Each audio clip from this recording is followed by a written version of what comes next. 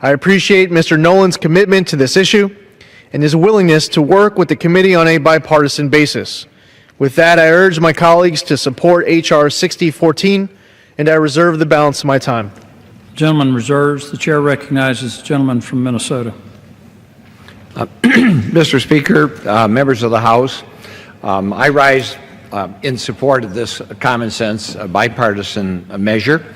I'd be remiss if I didn't thank Chairman Schuster and Subcommittee Chairman Lobiando, Ranking Members Larson and DeFazio, and the members of the committee for supporting this legislation.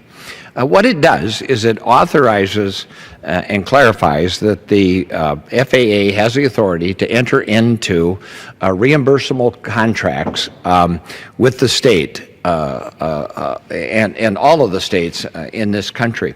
The reason and the rationale for it is that it dramatically reduces federal bureaucracy, saves the taxpayers a ton of money, as well as investors, and encourages private investments in our airport infrastructure and creating jobs and laying the foundation for a good economic development in the future.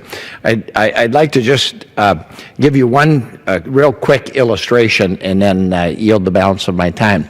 These are two towers that are used for navigation at a regional airport in north central Minnesota, a town of Brainerd, Minnesota. They're about 25 feet high.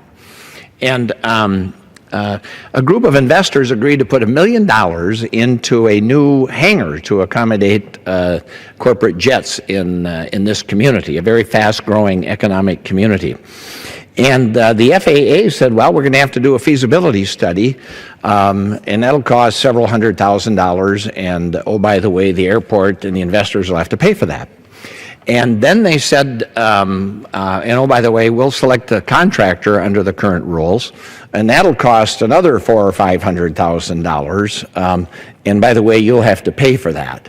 Right away there was resistance at the airport and in the business community, because everybody in town knew at least two guys with a pickup truck and a backhoe that could have moved the two towers, on a Saturday morning somewhere. So I called the State Department of Aviation and said, have you ever done anything like this before? And they said, yeah. They said, we've done it. And I said, have you done it in compliance with FAA standards for safety and navigation? They said, yes. I said, would you go up and take a look to see this particular project and give me an estimate on what you could do that for?